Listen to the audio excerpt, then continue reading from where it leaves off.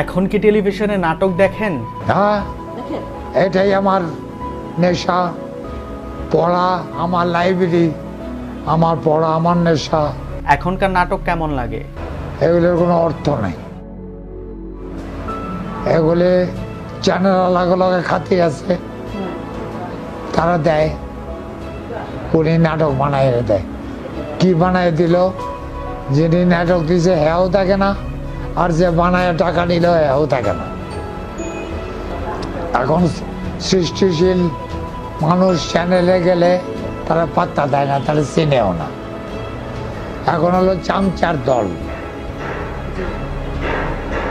তারা কাজ পায় না। গুণী লোকরা এখন কাজ পায় না। গুণী লোকরা যায় ফিরে আসে, উনি নাটক বানাই দেয়। কি বানাই দিল?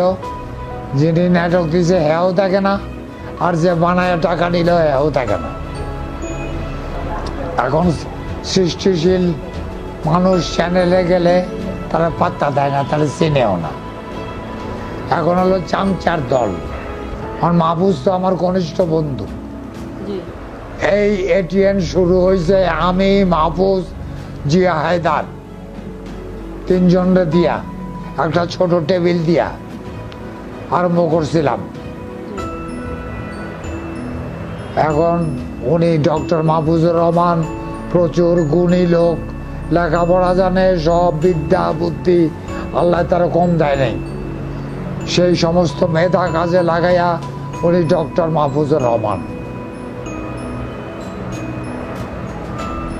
আমি তার তালিম করি, গুণী লোক। আমার চোখের সামনে কি করে একটা লোক এই পর্যন্ত আসছে। আই রেসপেক্ট হিম। যার জন্য কইছিলাম বই যদি দিতে হয় আমার লেখা দিতে হইব। আমার চোখের সামনে কি করে একটা লোক এই পর্যন্ত আসছে। I respect him.